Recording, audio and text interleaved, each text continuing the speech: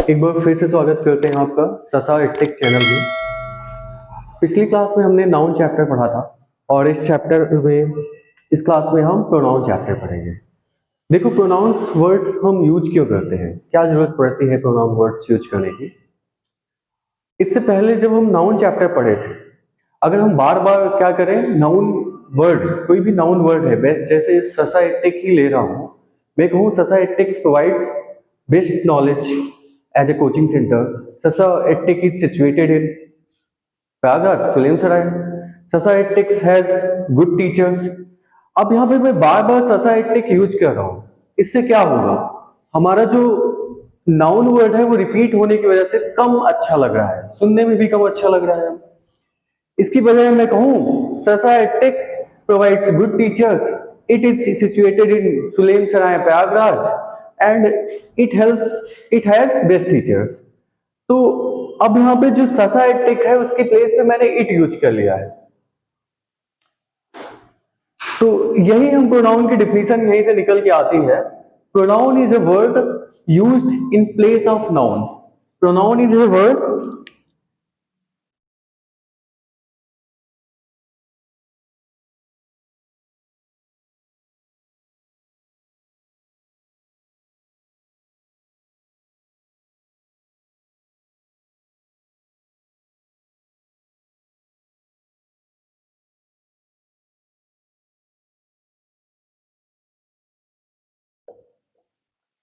to pronoun is a word used in place of noun to avoid the repetition।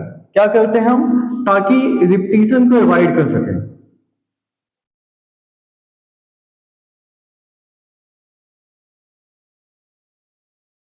ठीक है, ये definition समझ में आई होगी। अगर डिफिनीशन समझ में आई है तो कुछ एग्जांपल्स हमने पहले भी बात कर ली थी, एक एग्जांपल और हम ले लेते हैं। जैसे कहूं, आनंद इज गुड बॉय। बहुत सिंपल सा है, कोई वो नहीं है। आनंद वॉक्स डेली। ठीक है, आनंद वॉक्स डेली। अब मैं दो बार आनंद बोलने की वजह से थोड़ा कम अच्छा लग रहा है, मैं क्या करूंगा, इसको क्या करूंगा, Anand is good boy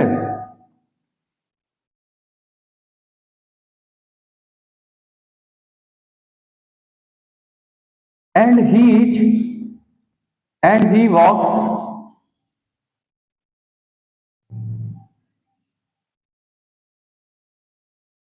daily. तो यहां पर जो ही वर्ड आया है वो आनंद के लिए आया है ना।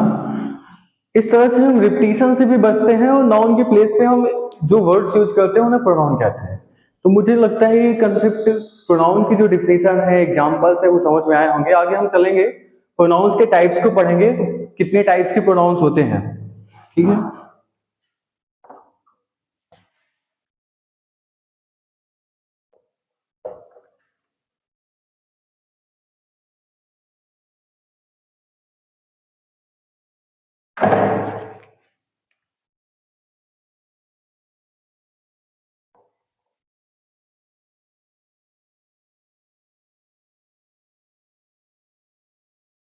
टाइप्स ऑफ प्रोनाउन में बात करेंगे तो पहला जो प्रोनाउन आता है वो हमारा पर्सनल प्रोनाउन है। पर्सनल प्रोनाउन जैसे कि नाम ही रिप्रेजेंट कर रहा है, ये पर्सन को रिप्रेजेंट करता है। हमेशा जो पर्सनल प्रोनाउन क्या होता है, किसी ना किसी पर्सन को रिप्रेजेंट करता है। या तो पर्सन मैं हूंगा, या तो सामने वाला जिससे मैं बात कर रहा हूं, या किसी अदर पर्सन जिसके लिए हम बातचीत कर रहे हैं। तो यहाँ पे तीन कैटेगरी बनती है। अगर हम कभी भी बात करते हैं तो तीन कैटेगरी बनती है। एक तो जो हम बोल रहे होते हैं, स्पीकर होता है, एक लिसनर रहेगा, और कई बार क्या करते हैं, एक टॉपिक होता है। तो टॉपिक, ये तीन तरह के पर्सन हम यहां से डिराइव करते हैं। हमेशा personal pronouns refers to these pronouns. Definition भी थोड़ा समझ लेते हैं। These pronoun words refer to any person वो पर्सन चाहे स्पीकर हो, लिसनर हो या कोई अदर हो, ठीक है। इन्हीं के बेस पे हम तीन तरह के पर्सनल प्रोनाउंस को कैटेगराइज कर देते हैं। पहला होता है फर्स्ट पर्सन,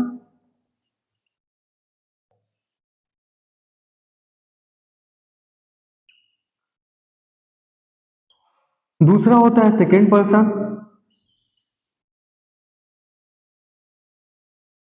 और तीसरा होता है थर्ड पर्सन।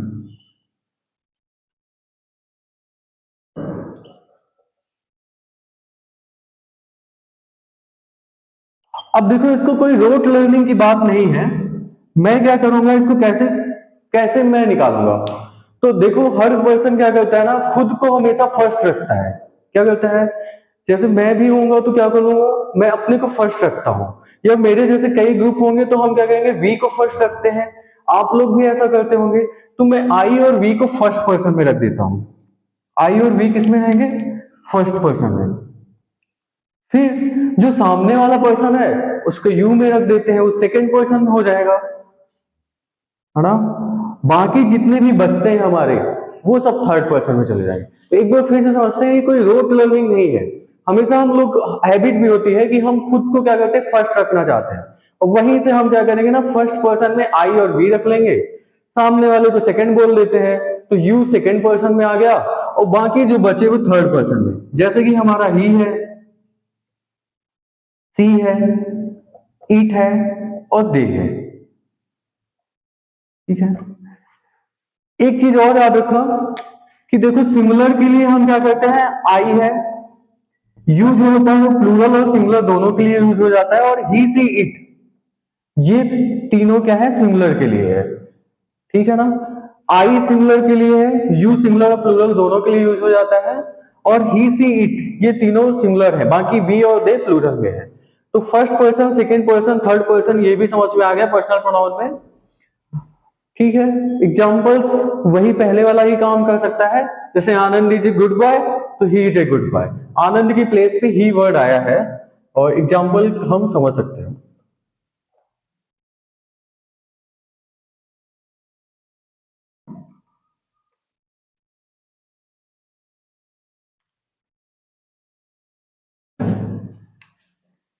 जैसे park is situated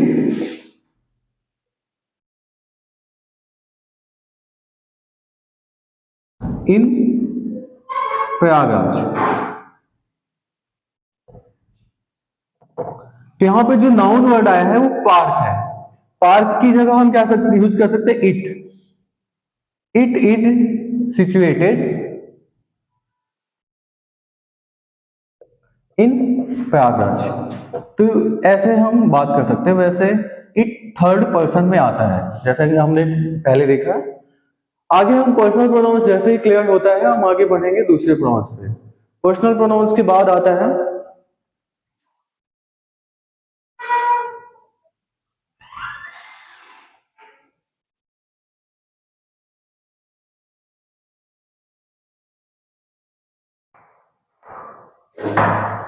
personal pronouns के बाद आता है पजेसिव प्रोनाउन।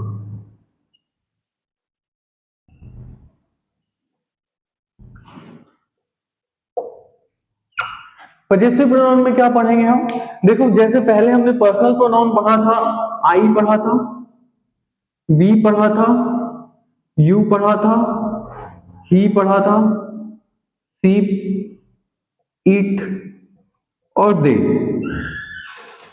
जैसे इन्हें पढ़ा था, इन्हीं का जो अगला फॉर्म क्या पढ़ेंगे हम, पजेसिव फॉर्म क्या होगा।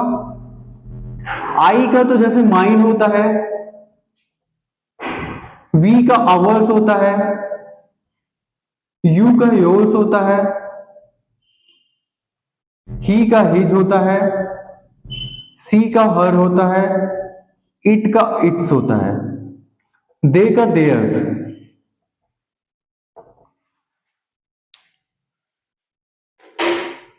तो आई का माइन है, वी का आवर्स है, यू का योर्स है, ही का हिज है, सी का हर है और इट का इट्स है। तो ये सारे वर्ड्स जो हैं हमारे, ये पजेसिव प्रोनाउन के अंतर्गत आते हैं। ये समझ आया। इसको हमेशा एक चार्ट बना लीजिएगा, जहां भी नोट आप लिख रहे हो वहां पे ऐसे इसको बना लीजिए कि इधर वाले तो पर्सनल प्रोनाउन है और ये क्या है, पजेसिव प्रोनाउन है। ठीक है ना। आई के लिए जब भी आएगा तो माइन आएगा, वी के लिए आएगा तो अवर्स आएगा।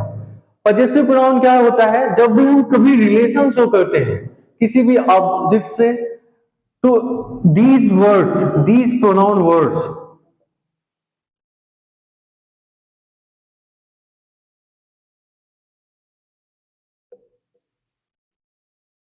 are used to show relation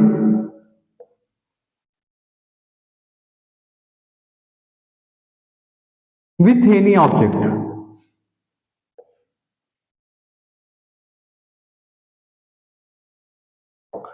ये डिफिनेशन है कि दीज प्रोनाउन वर्ड्स कैसे करते हैं, कैसे रिलेशन बनाएंगे। तो एग्जांपल्स हम समझेंगे, क्या क्या एग्जांपल्स हैं वो देख लेते हैं थोड़ा।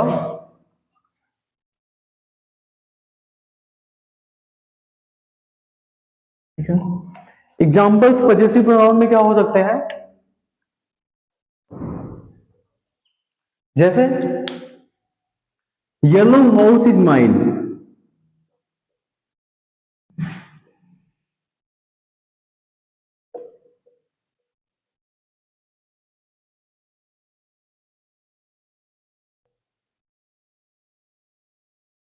यहां पे जो माइन वर्ड आया है वो येलो हाउस के लिए आया है। येलो हाउस किसका है, तो माइन, मेरा है। ठीक है ना। ऐसे दिस बुक इज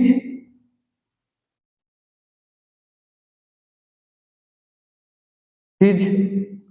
यहां पे जो हिज वर्ड आया है वो किसके लिए आया है, बुक के लिए आया है। तो ये हम समझ पा रहे हैं कि ये एक रिलेशन बना रहा है बुक के साथ, हाउस के साथ। या पेन इज हर। हम ऐसे ढेरों सेंटेंस बना सकते हैं जो रिलेशनशिप बनाते हैं। तो पजेसिव प्रोनाउन, और याद रखना ये सब्जेक्ट के अकॉर्डिंग, जैसे सब्जेक्ट है उसी केस के लिए आएगा। ठीक है ना। तो इसके बाद पजेसिव प्रोनाउन का जो एग्जांपल्स है वो समझ में आए होंगे, और इनको पढ़ लेना, आप लोग नोट कर लेना। अगला जो हमारा पजेसिव प्रोनाउन के बाद आता है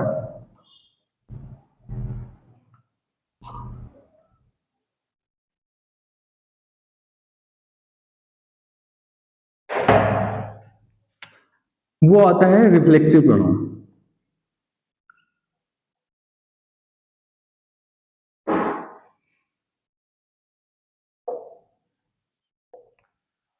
रिफ्लेक्सिव प्रोनाउन पढ़ने से पहले हमें जानेंगे रिफ्लेक्सिव प्रोनाउंस के अंदर कौन कौन से वर्ड्स आते हैं।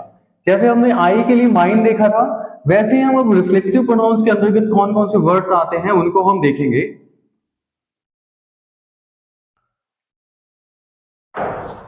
आई के लिए हम यहां पे माई सेल्फ यूज करते हैं, वी के लिए आवर सेल्फ, यू के लिए योर सेल्फ या योर सेल्फ। देखिए जैसे सिंगुलर है, कोई भी वर्ड सिंगुलर है तो उसके साथ हम सेल्फ जोड़ेंगे, और जैसे ही प्लूरल आएगा उसके साथ सेल्फ जोड़ेंगे। सिंगुलर के साथ क्या है, सेल्फ जोड़ेंगे SELF, और प्लूरल है तो SELVES जोड़ेंगे। तो यू के साथ योर सेल्फ और योर सेल्फ कैसे सिचुएशन है, सिंगुलर के लिए अगर यू आया है तो हम योर सेल्फ, अगर प्लूरल के आया है तो योर सेल्फ। फिर ही है, ही के लिए हम आएंगे हिमसेल्फ, सी के लिए है तो हर सेल्फ, इट सेल्फ और देम सेल्फ। दे क्या होता है, प्लूरल होता है, जैसे कि हमें पता है। तो इन वर्ड्स को भी आप लोग लिखेंगे, और देखो ये जो वर्ड्स आए ना, ये सारे के सारे क्या है, रिफ्लेक्सिव प्रोनाउंस के अंतर्गत यूज करेंगे। हालांकि इसमें एक कंसेप्ट और है, वो हम इसी के साथ पढ़ेंगे, रिफ्लेक्सिव प्रोनाउन और एम्फैटिक प्रोनाउंस। देखो तो पहले हम रिफ्लेक्सिव प्रोनाउंस पढ़ लेते हैं। रिफ्लेक्सिव प्रोनाउंस में क्या होता है, जब कोई सब्जेक्ट कोई एक्शन करता है, सब्जेक्ट क्या करेगा, कोई ना कोई एक्शन लेगा, और इस एक्शन का जो इफेक्ट आता है वो सब्जेक्ट पे आए। ये एक्शन किसको अफेक्ट करे, जो एक्शन अफेक्ट करेगा सब्जेक्ट को ही करेगा। एग्जाम्पल में कैसे है, जैसे सी हर्ट हरसेल्फ। अब इसमें देखो हर्ट जो एक्शन ले रहा है, ले रही है सी, इसका इंपैक्ट किसके पड़ेगा, कौन हर्ट होगा, सी सब्जेक्ट। उसने एक्शन तो लिया पर उस एक्शन का रिजल्ट उसी पे पड़ रहा है। या he killed himself। अब यहां पे जो किल कर रहा है खुद को कर रहा है, इसका इंपैक्ट किसके पड़ेगा, अफेक्ट कौन होगा, खुद सब्जेक्ट हो रहा है। तो रिफ्लेक्सिव प्रोनाउंस में कहां पे यूज होता है, जहां पे एक्शन का अफेक्ट सब्जेक्ट के ऊपर खुद पड़े। समझ में आ रहा है। तो हिमसेल्फ और हरसेल्फ क्या दिखा रहा है कि एक्शन का रिजल्ट सब्जेक्ट के ऊपर ही पड़ा है, सब्जेक्ट्स के अलावा किसी और पे नहीं पड़ा है। तो इन वर्ड्स को याद रखना जरूरी है क्योंकि ये रिफ्लेक्सिव प्रोनाउन और आगे एक हम प्रोनाउन वर्ड्स और सीखेंगे जिसका नाम है एम्फैटिक प्रोनाउन, दोनों में यही सेम वर्ड्स आते हैं। तो फिर डिफरेंस क्या हो जाता है, रिफ्लेक्सिव प्रोनाउन और एम्फैटिक प्रोनाउन में डिफरेंस क्या होगा वो हम आगे की सीरीज में पढ़ेंगे, इसलिए अच्छे से पेशेंस से देखिए, बहुत ही अच्छे से क्लैरिटी के साथ। तो ये वाला सब समझ में आया होगा कि जो सब्जेक्ट है उसका एक्शन खुद सब्जेक्ट पे पड़ता है। इसके बाद हम पढ़ेंगे एम्फैटिक प्रोनाउंस।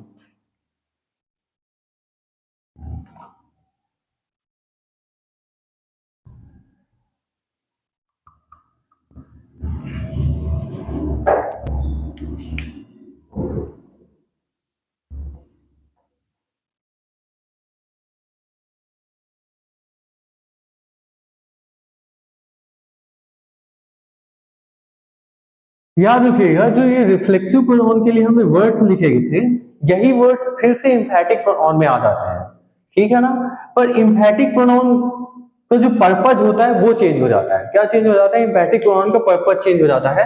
जैसे पिछले वाले में आया था कि उस एक्शन का इफेक्ट खुद सब्जेक्ट के ऊपर पड़ रहा था, प्रभाव किसके ऊपर पड़ रहा था, सब्जेक्ट के ऊपर।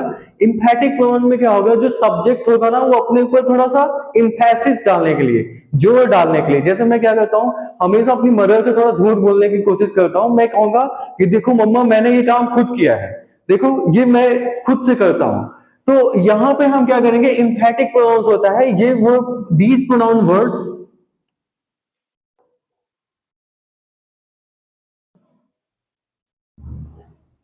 are used for sake of emphasis, ठीक है ना। एम्फेसिस का मतलब होता है सब्जेक्ट के ऊपर ही जोर डालना। यानी जैसे मैं कहूं, एग्जांपल लेता हूं, I myself prepare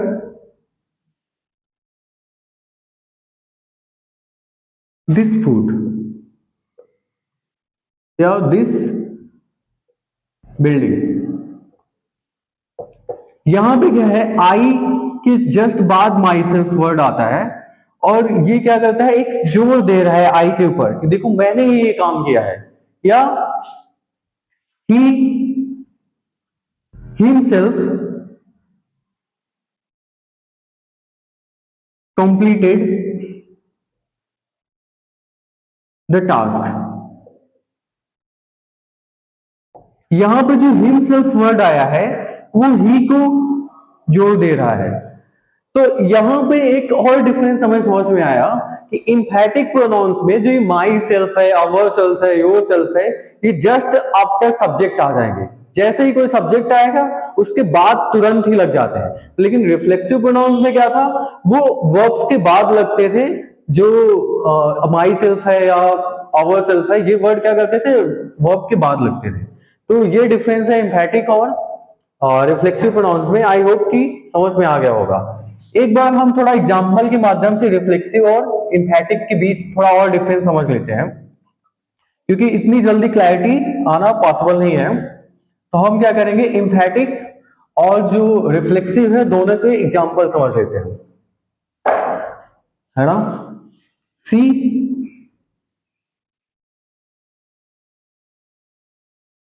burn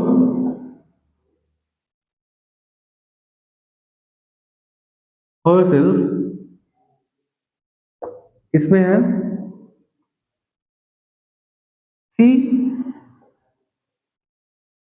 herself did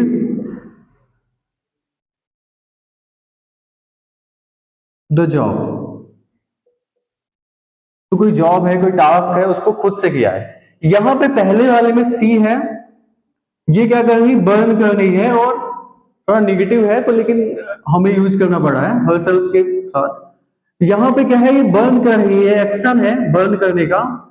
इस एक्शन का इंपैक्ट किसके ऊपर पड़ रहा है, सब्जेक्ट के ऊपर पड़ रहा है। तो ये हर्सेल्फ यूज करने का क्या इफेक्ट आया कि ये जो वर्क है ना वो खुद सब्जेक्ट अपने ऊपर कर रहा है। लेकिन यहाँ पे क्या है, यहाँ पे जो हर्सेल्फ आया है ये दिखा रहा है कि जो सब्जेक्ट है वो कोई एक्शन ले रहा है पर खुद से ले रहा है, ये नहीं कि उसका इफेक्ट उसके ऊपर आ रहा है।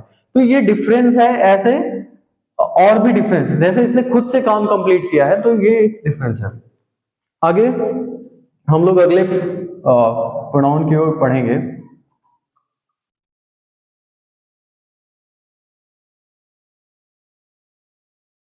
तो इन्हें आप नोट कर लीजिएगा क्योंकि ये वर्ड्स क्या है, एम्फैटिक और रिफ्लेक्सिव दोनों में ही काम आते हैं।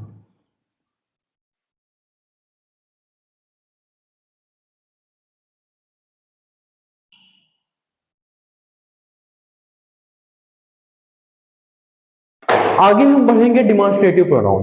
डिमॉन्स्ट्रेटिव प्रोनाउन बहुत ही इजी है और इजीली ग्रैस्प भी हो जाते हैं।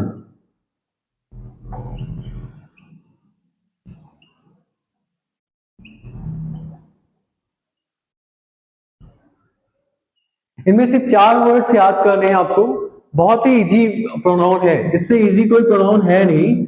दिस है, दैट है, दीज है,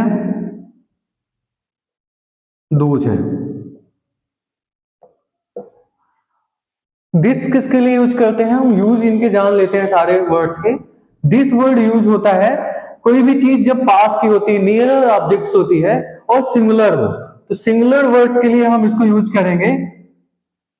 और क्या हो, पास में हो, नियर की ऑब्जेक्ट्स हो, है ना। दैट किसके लिए यूज करेंगे,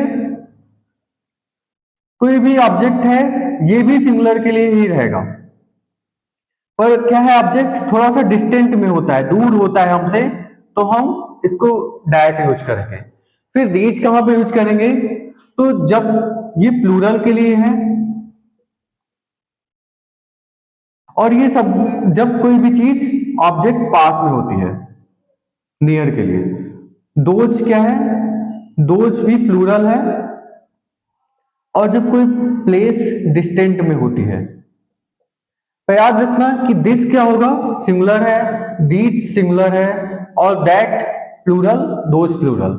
और ये क्या है, सिंगुलर के लिए वो नियर के लिए, ये भी नियर के लिए, ये डिस्टेंट के लिए, और ये डिस्टेंट के लिए। तो इन्हें याद करना है, दिस दैट दीज दोज, इनके चारों तो यूजेस आने जरूरी है डेमोन्स्ट्रेटिव प्रोनाउंस में, ये इंपॉर्टेंट था। इनके एग्जांपल्स हम समझ लेते हैं।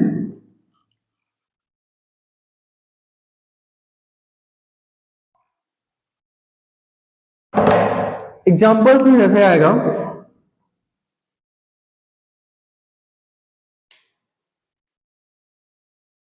दोज स्टार्स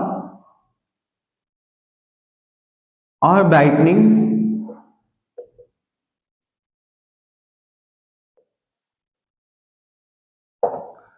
तो यहां पे दोज वर्ड क्यों यूज किया है, जाहिर सी बात है स्टार्स हमारे पास तो होते नहीं है, तो दोज है और एक स्टार नहीं है, ढेर सारे स्टार है इसलिए। फिर मैं कहूं दिस पेन इज कॉस्टली। मेरे पास कोई पेन हो और मैं फिर कहूंगा कि अच्छा ये पेन कॉस्टली है, ठीक है, तो ये मेरे पास है और एक पेन है, सिर्फ सिमिलर है, तो फिर मैं दिस वर्ड यूज करूं। ऐसे ही दैट का रहेगा, अगर दूर का कोई ऑब्जेक्ट है तो हम दैट यूज करेंगे। तो ये डिमॉन्स्ट्रेटिव प्रोनाउन क्लियर हुआ होगा। ये 4 ही वर्ड्स हैं जिन्हें हम याद करते हैं और हम इसको यूजेस करते हैं।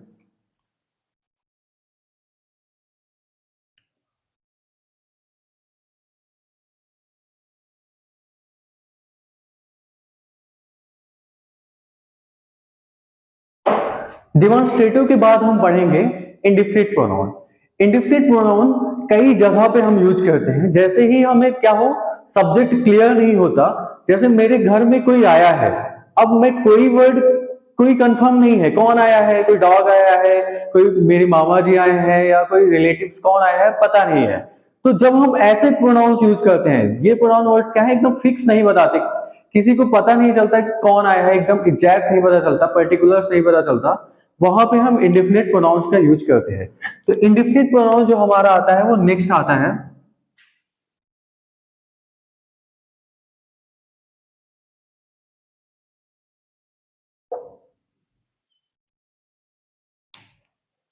these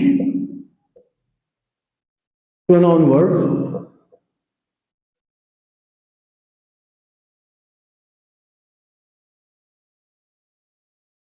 don't so particular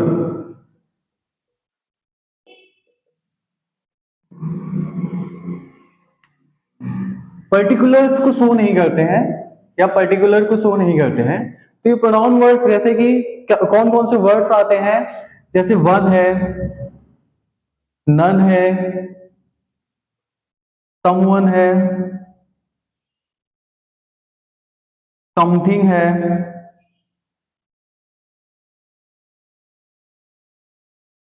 nothing है, एटसेट्रा एटसेट्रा। ठीक है, तो ये वर्ड्स है, वन है, सम, वन है, समवन है, समथिंग है, नथिंग है। एग्जाम्पल्स है, एग्जाम्पल्स क्या हो सकता है,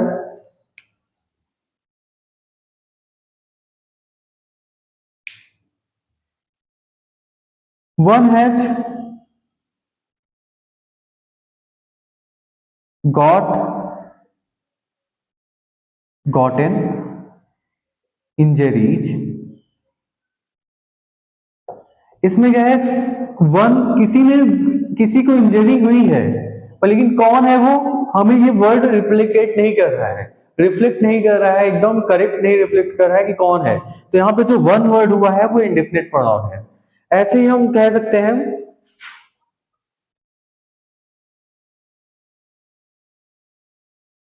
एक एग्जांपल और ले सकते हैं, something is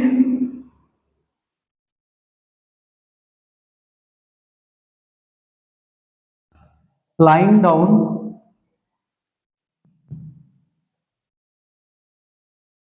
on road, on the road। तो यहां पे समथिंग है, मुझे कंफर्म नहीं हो रहा क्या लाई है, क्या पड़ा हुआ है रास्ते पर। तो यहाँ पे जो समथिंग वर्ड आया है ये क्या है, हमारा इंडेफिनिट प्रोनाउन है। ठीक है, तो इंडेफिनिट प्रोनाउंस में हमें क्लियर नहीं पता चलेगा कि क्या पर्टिकुलर्स है, वहां पे हम इंडेफिनिट प्रोनाउंस के नन है, वन है, इन्हें यूज कर लेंगे। ठीक है।